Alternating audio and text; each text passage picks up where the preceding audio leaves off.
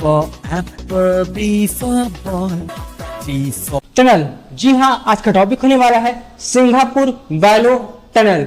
I am sure आप सभी लोगों को नहीं पता होगा कि सिंगापुर से लेकर जम्मू कश्मीर के वैलोन तक की एक टनल है या नहीं, इस वीडियो में जानेंगे।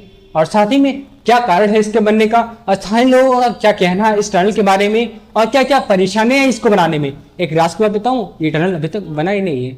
और क्या स्टेटस है इसका, व्हाट्सएप स्टेटस नहीं, कंस्ट्रक्शन स्टेटस क्या है, सब कुछ जानेंगे इस वीडियो में। और भी बातें होंगी। So let's come on the main topic. Main topic पे आने से पहले मैं आप सभी लोगों से एक छोटी सी इन्फॉर्मेशन और डिस्कस करना चाहता हूं कि यदि कहीं भी कोई भी इंफ्रास्ट्रक्चर डेवलप होता है तो फिर कोशिश ये की जाती है कि वो जिस एरिया में डेवलप हुआ है उस एरिया के बेसिस पर उसका नामकरण हो, जिससे कि यदि कहीं भी कोई भी विजिटर टूरिस्ट आते हैं तो फिर उस नाम को सुनकर वो उस इंफ्रास्ट्रक्चर का एग्जिस्टेंस किस एरिया में एग्जिस्ट करता है, कहां से कहां तक वगैरह वगैरह इंफॉर्मेशन उससे प्राप्त कर पाए, बस उसके नेम के बेसिस पर। इसके बहुत सारे एग्जांपल्स हैं, जैसे Lucknow Agra expressway, Lucknow Kanpur expressway, Mumbai Pune expressway, और कुछ हाईवे भी शामिल हैं जैसे कि लेह मनाली हाईवे, जम्मू श्रीनगर हाईवे, कुछ ब्रिजेस जैसे कि हावड़ा ब्रिज जो कि हावड़ा सिटी में स्थित है, हावड़ा सिटी को दर्शाती है। गोदावरी नदी के ऊपर जो स्थित ब्रिज है उसका नाम है गोदावरी ब्रिज। और ऋषिकेश में मां गंगा नदी के ऊपर स्थित है लक्ष्मण झूला, जो आप सभी को मैंने उदाहरण दिए ये साफ साफ दर्शाती हैं कि वो किस दो मेजर सिटीज को जोड़ती हैं, किस मेजर सिटी में स्थित है और किस नदी के ऊपर स्थित है। ये सभी आप सभी लोगों को पता चल रहा होगा। और जो ये नामकरण करने का तरीका है ये बस पूरे इंडिया में ही नहीं बल्कि ऑल ओवर वर्ल्ड ये चीज फेमस है। इस तरीके को अपनाया जाता है। जैसे कि इटली के वेनिस शहर में स्थित है रेल्टो ब्रिज, जो कि रेल्टो डिस्ट्रिक्ट में स्थित है। यूएसए के सैन फ्रांसिस्को में स्थित है गोल्डन गेट ब्रिज, जो कि गोल्डन गेट स्ट्रीट और मेराइन सिटी को जोड़ता है। ये इस चीज को दर्शाता है। सिमिलरली सिंगापुर वैलोन टनल, जो कि सिंगापुर जो कि किश्तवाड़ डिस्ट्रिक्ट में स्थित है, और वैलोन जो कि अनंतनाग डिस्ट्रिक्ट में है, ये इन दोनों शहर को डिस्ट्रिक्ट को ज्वाइन करता है। ये इस चीज को दर्शाता है। और जो ये नामकरण करने का तरीका है ये चीज बहुत फेमस है। इसका कारण आप मुझे कमेंट बताइएगा कि क्या फायदे हैं इस तरह के नामकरण करने के तरीके में।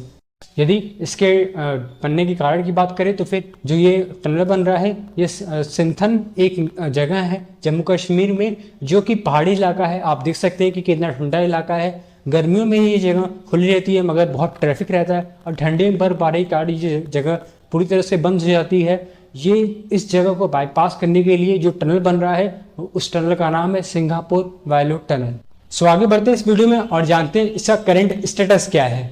सो इसका करंट स्टेटस है अभी पेंडिंग।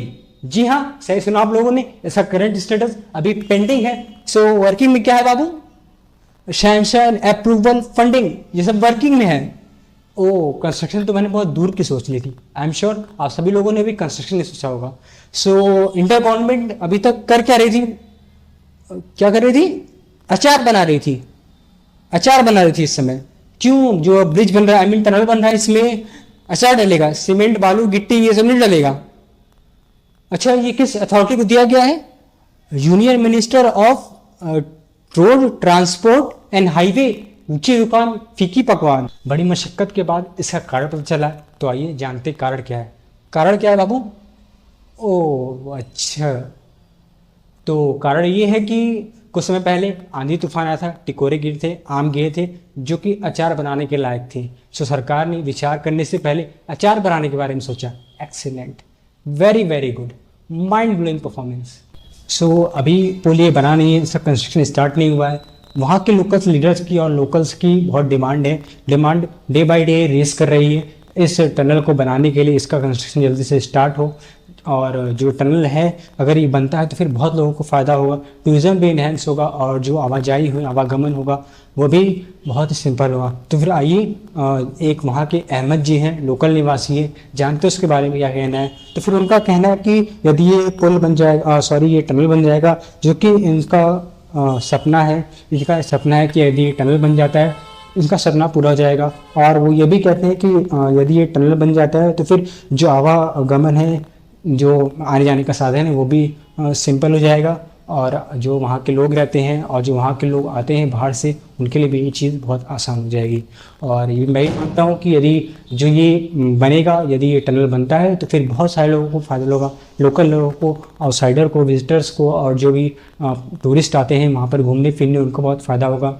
एक प्लेस दूसरे प्लेस ट्रैवल करने में बहुत ही ईजी हो जाएगा। सो मेरा गवर्नमेंट से ये दरख्वास्त है, जो सिंगापुर वायलो टनल जैसे जितने भी ऑल ओवर इंडिया प्रोजेक्ट्स हैं, छोटे मोटे प्रोजेक्ट्स हैं, हालांकि छोटा प्रोजेक्ट नहीं है, बड़ा प्रोजेक्ट है। और आपको एक चीज़ बताना भूल गया कि ये जो टनल है ये 10.3 किलोमीटर लंबी टनल है। सो मतलब पता चल रहा है कि ये छोटा प्रोजेक्ट नहीं है, मेजर प्रोजेक्ट है। बस मेरी इंडियन गवर्नमेंट से ये दरख्वास्त है कि इस पर ध्यान दे।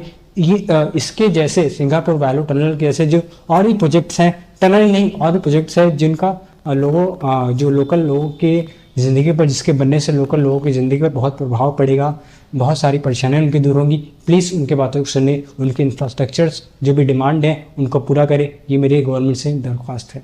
सो इस वीडियो को मैं यहीं तक ख़त्म करना चाहता हूँ। और आपको जो भी इस वीडियो में गलतियाँ लगी हैं, जो भी मैंने इन्फॉर्मेशन दिया है, यदि आप लोगों को उसमें कहीं भी लगता है कि मैंने कुछ गलत इन्फॉर्मेशन दे दी, प्लीज़ मुझे कमेंट करिएगा। और जो मैंने आपसे एक क्वेश्चन पूछा था at the middle of the video की क्या कारण है जो हाईवेज और जो भी इंफ्रास्ट्रक्चर, रोड्स, टनल्स, ब्रिजेस बनाए जाते हैं उनकी नेमिंग उनके लोकल पर क्यों रखी जाती। हालांकि मैंने बीच में एक रीज़न बताया था इसका, लेकिन और भी रीजन्स हैं जो कि मैं आप सभी लोगों से जानना चाहता हूँ। सो प्लीज़ कमेंट करना मत भूलिएगा। तब तक के लिए जय हिंद, जय भारत।